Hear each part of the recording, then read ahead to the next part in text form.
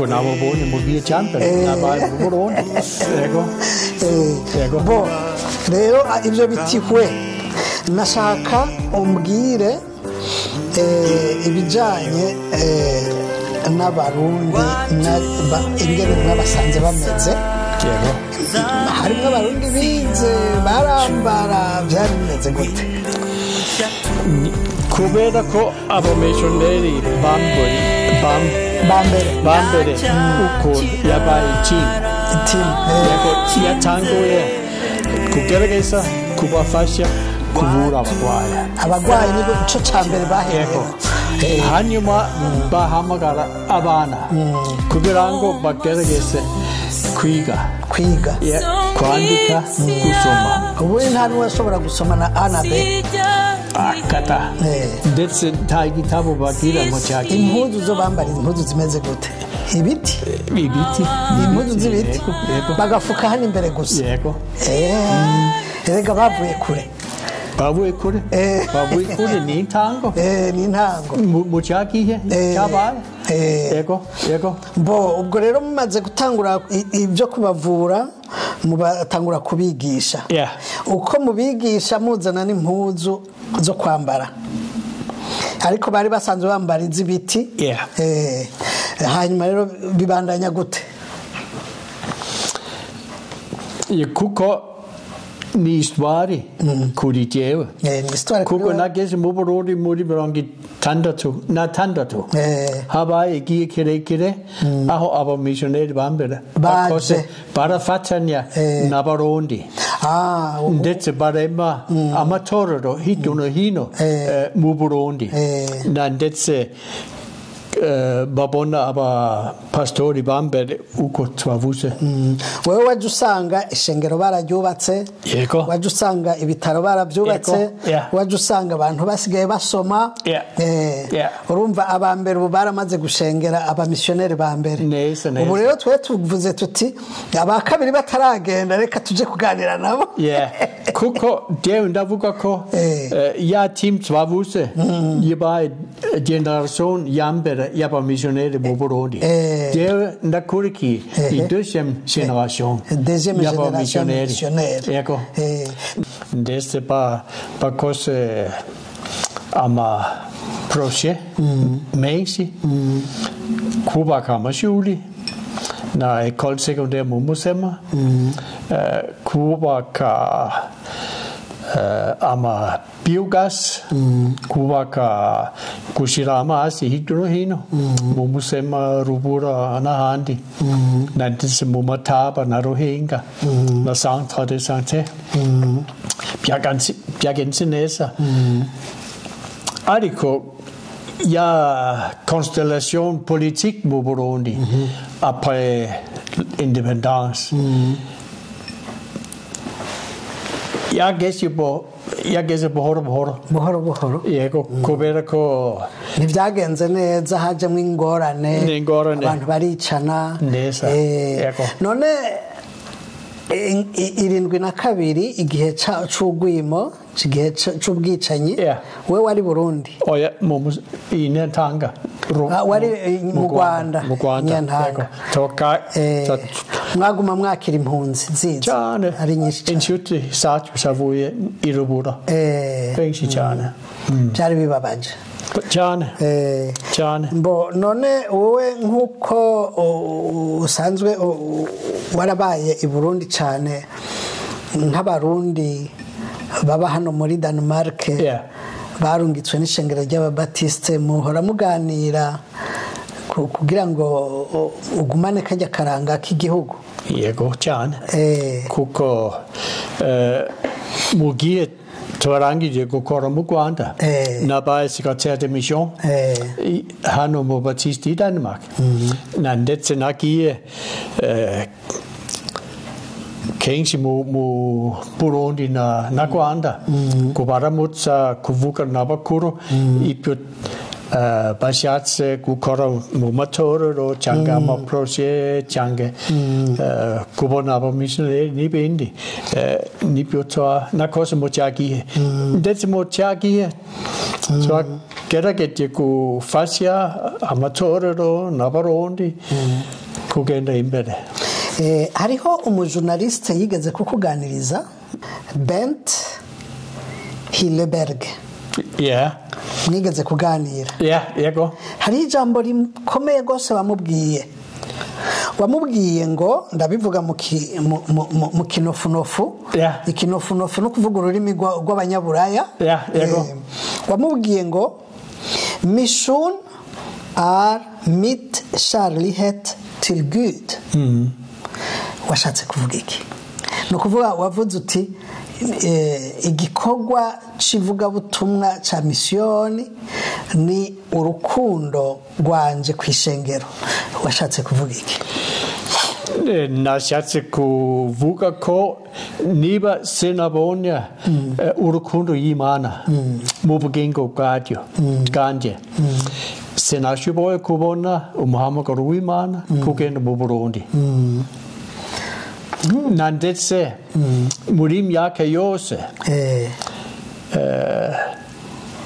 urukundo rw'Imana igumye ariko nabonye hari umugozi ikomeye cyane hagati y'abarundi birumvikana. Yego. Knut Rene Hansen mwarakoranye? Yego cyane. Yego. Byari bimeze gute?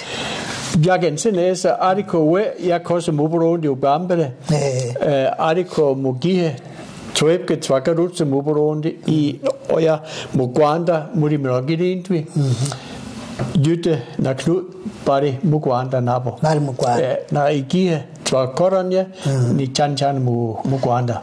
Ntuze wewe Ole Eming. Yego. Wewe ni gute? Ole Eming n'umuhungu wa Ghana Eming. Bwana Eming. Yego. Yarakomeye. Ole Eming yavukiye i Burundi? Yavukiye mu Burundi. Nico gituma yavuga ikirundi gusa. Cyane yego. Ariko yakoze mu Burundi mu cyagihe nabaye mission. Ariko we Ole Eming na Erna umugore we bacyatse kugenda mu Burundi. Twarakoranye na Ole Eming naho naba muri Norvege. Yego. Kuko twajanye y'amazi. Ni Ole Eming yadufashije kuyashira mu ngiro. Yego. Bo urumva yuko ibikorwa byabaye n'ibikorwa bikomeye. None hariho umutama yitwa Batuza. Yaba hajya kwitange kajya iruhande y'itange. Niwe abyara bariya bose batama bahariya. Warigeze kumumenya? Ndibuka. Ntiwibuka? Niba ufite ifoto we. Kuko amazina ya nshuti nyinshi cyane. Nyinshi. Warigeze kuja gukorera ku Ruhinga? Oya. Kubaramutse gusa. Wakoreye Rubura gusa. Rero ikintu ushobora kuvuga wanditse nuko wanditse ibitabo byinshi bingahe? Oya. Nanditse igitabo. Sanditse igitabo nagize foredrag. I Toulouse.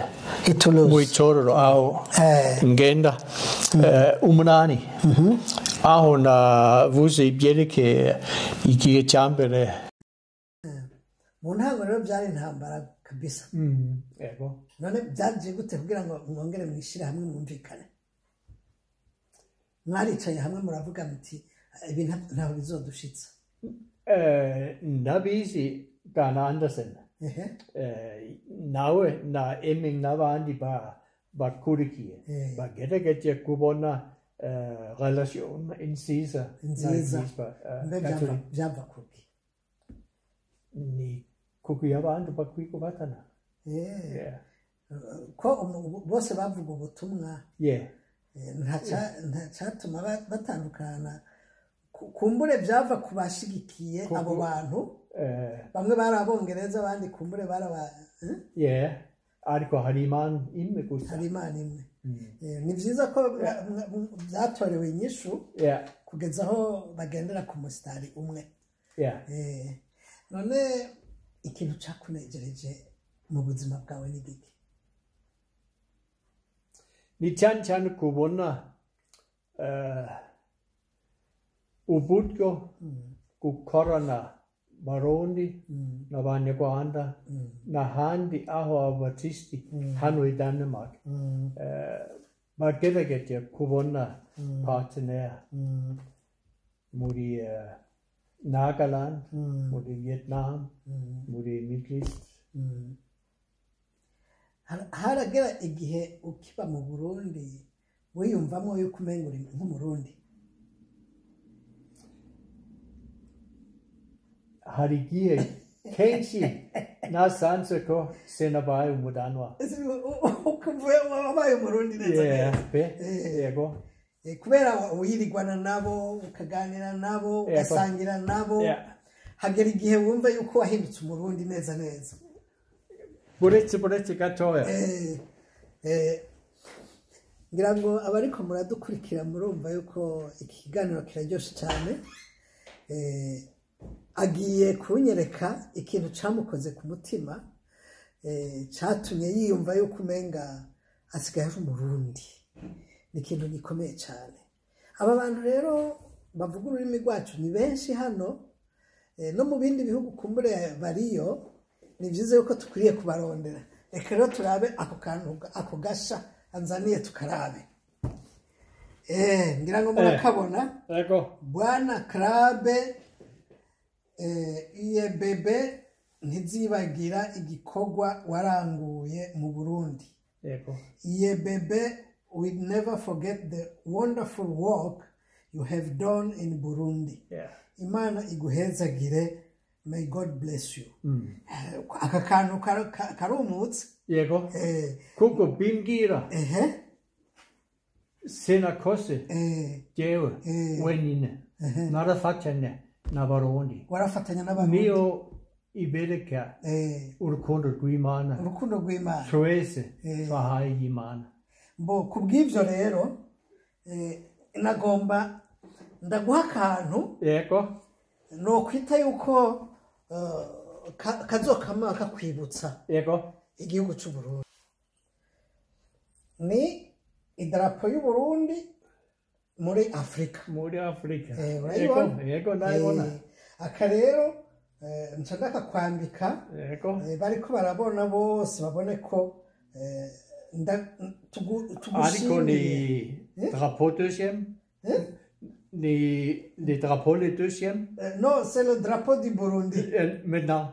Maintenant. Yego, como Gietjanje. Wahindu e kabine. Ni shimye kubona imyaka myinshi. Yego nabaye. Ubwa mbere babanje idrapo ya mbere wabonye ni. Yego. Idrapo ya mbere wabonye ni yihe? Y'Abadagi? Oya. Y'Ababirigi? Oya. Yego. Oya. Ni n'Abarundi kuko naje muri 60 na 60. Ni y'Abarundi. Ni y'Abarundi. Yego. Reka kantu cyenda kakwambika. Yego, murakoze. Hanyuma abantu babone ko naguhaye akantu kameze neza kabyumva. Cyane. Akashimye cyane. Akazoza kakwibutsa igihugu cy'u Burundi. Murakoze. Bo rero turiko turaba bakurangiza ikiganiro. Mugabe ikintu ndiko ndiyumvira ni ikintu wiyumvira muri kazoza kawe. Ubu mbega Uburundi uritegura kongera kubugendera. Mbega bizogenda gute?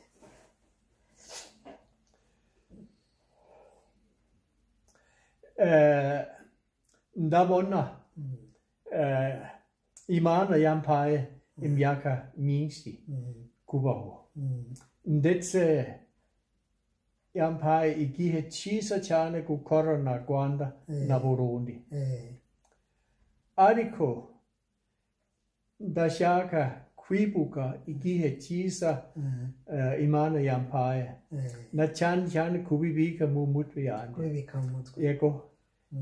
Singiranga ndabona imbaraga gusubira mu Burundi cyangwa mu Rwanda inkomezi ni nkeya zo kugira ngo usubire yego ndashaka kubona na histoire nziza kwibuka Burundi ariko ndifuza ko abadanwa n'abarundi bakwiye kugerageza gufatana kugira ngo igihugu cy'Uburundi gishobora kugenda imbere mu byiza ariko benshi bashobora kubona urukundo rw'Imana. Nakubajije icyakunejereje mu buzima bwawe ubonaho reka ndakubaza icyakubabaje ari ngiki ikintu uvuga uti iki kintu cyarambabaje ni giki ataco nta kihari kuko muri 72 birambabaza cyane muri 93 ni kuko nabaye mu Burundi mu cyagiye abarundi benshi bahunga mu Rwanda benshi bapfa cyarakubabaje gose cyane ni ukuvuga umwaka w'igihumbi amajana 972 urimo mu bintu byakubabaje ni cyane kubera ko aba pasitori benshi bapfuye barishwe kuko ndetse abakristo cyane ababatisiti babuze abenshi mu bakuru babo cyane abapasitori abadiregiteri mu mashuri muri l'hopital benshi cyane hanyuma ko Imana yabakiriye ubwami bwayo kandi ubu hariho umugwi wo kumvikanisha abarundi no kubabarirana uri kurakora kubera basanze ko kwihorana atari iyo nyishu rero ukunda iki mu buzima bwawe mu buzima busanzwe icyo twakwita hobby mu rurimi rw'ikizungu hobby yawe ni iyihe gusoma igitabo cyane ariko ubwa mbere ni kubona amahoro fred mu isi yose icyo ndacumva mugabo iyo wumvise warushe ushaka kuruhuka ukavuga uti ubu rero ngomba kwishyira mu munezero ukora iki unywa ikawa usoma igitabo cyangwa ugira ngo tujya muri turu ni igikora nagenda kenshi na kenshi hanze kubona ibyo Imana iremye la nature kubona nishimye cyane murumva yuko akunda nature kurusha byose ariko hanyuma ndibuka umugore mwiza Imana yampaye uribuka n'umukenyezi wawe kandi birimwe mu byakubabaje ariko cyane gusoma nshima Imana ndakoma kwicara neza n'amahoro kumva muziki urakunda gutamba akaziki cyane murumva umutama wacu aheza yigwe ngo ku kaziki ntavako urumva nk'ibyo n'ibintu bituma wongera gusubira ibutoto ukumva yuko ufise ubuzima ni byiza cyane ngira ngo nicyo gituma uguma uboneka nk'umuntu ari jene ntawe ushobora kubona ko ukuze rwose ngira ngo nicyo gituma ngira ngo kuko nabonye byinshi nabonye byinshi byiza kwibuka iyo ya bibi biracyari ariko nabishyize hasi mu mutima yanjye none mu kurangiza hariyo ikibazo twavuze ibijyanye n'ishengero mugabo ntitwavuze ibijyanye na politike kahise k'icami cyangwa icy'ubutegetsi wewe wageze mu Burundi hatwarande mwambutsa yego hano umuhungu we tubwire rero ibijyanye n'icyo gihe mu gihe cya mwambutsa yabaye n'umunsi gusa kuri twebwe kuko ntitwamubonye ntimwamubonye twabonye amashyushyu gusa ariko umuhungu we twakoze mu irubura mu cyagihe ndetse baduhamagaye kuri stade ya Kayanza mu Kayanza kugira ekata abenshi abantu bari benshi ku buryo mutigeze mumubona yego none hariho umuntu yanungikiye message ngaha reka ndayishake ndayigusomere gatoya ni umuntu twakoranye yambwiye ati uwo mutama nimwabonana umumbarize ko yoba azi umushefu yitwa Baranyanga yego wari umuzi cyane ndetse namubonye waramubonye kuko yacuye hafi ya rubura hafi ya rubura ndetse rimwe aho twagiye mu Kayanza kugura ibyangombwa twamujyanye mwage nawe mutwaye yego kuko n'umuzi twasanze nk'abarundi mu cyagiye cya mbere ntitwarebye cyane iya ethnicité na Tutsi na Hutu n'abantu bose b'Imana yaremye mwe mwakorera bose abahutu abatutsi abatwa bose barabakorera mukabafasha mugabo hariho n'abagerageza kubacamo imigwi abatwara muri politika abazungu nigeze kumva ngo hariho umugwi washigikira abahutu n'undi washigikira abatutsi hanyuma ababatisite bakaza bakaja hagati kugira ngo babahuze byari byo canke ni sivyo ndabizi gusa ibyo nabonye mu cyagihe ntakose yego ubwo nibaza ko nta byinshi wabibonye ndetse ntitushobora kubaza ya timu ya mbere ya timu ya mbere mbe ikintu cyatumye iki kibazo narakibajije muri interview iheze ni igiki cyatumye bahitamwo Musema ntibaza guhitamwo ahandi hantu muri kahise ntabyo bababwiye Andersen yatubwiye ko bagiye guhagarara kuri Nkokomami ndetse bashyise ihema muri Nkokomami ariko bahagumye igihe kirekire hano bagiye kureba aho Iglesia Catholique hari aho habaye heza aho habaye abantu benshi cyane ndetse hanyuma bafashe Musema barabye barabona ahantu hari abantu benshi cyane basanga hariho Eglise Catholique baca baja hirya aho ahantu hari abandi benshi baca bafata Musema ndetse kuri mu Musema basanze ko habaye station y'Abadage yego nayo bagomba kuza kubera hariho wambwiye yuko ngo basanze Abadage bahafise amatafari neza niyo amatafari rero baca bavuga ati reka twubaka hanyene yego niyo yabaye yego byabije birakomeye rwose birakomeye yego nico gituma rero tugomba kubimenyesha abantu bakamenya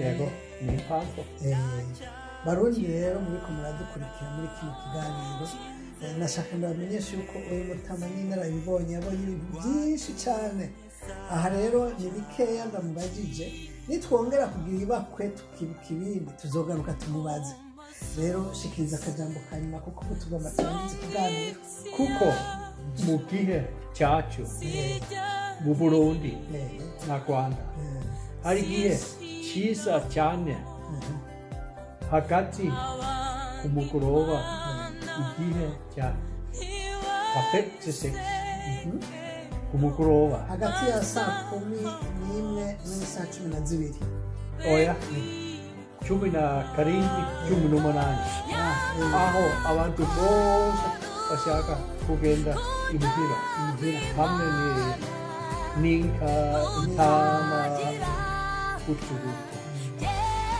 ndetse kwicara ku rubuga n'abantu iyo yabaye information yanjye nziza kubonana kuvugana n'abandi n'akaryo k'akaryo keza muri ayo masaha kuri wowe kuganira n'abantu cyane ni ukumenya ibintu yabo uko bameze hanyuma gira ko rero usezera abantu kuko amasaha yegereje yego turangiza ikiganiro yego murumva yuko bimeze neza cyane ko rero naseze yego murakoze cyane mubwira yubile nziza cyane imana ibafashe cyane turagushimiye rero na cyane cyane kano gakawa wari wangiriye nibaza yuko kazoguma kantemba igihe cyose nibuka ikiganiro twagiranye yego ahasigaye rero uroranirwe ugire ubuzima bwiza murakoze cyane yego nawe ufashe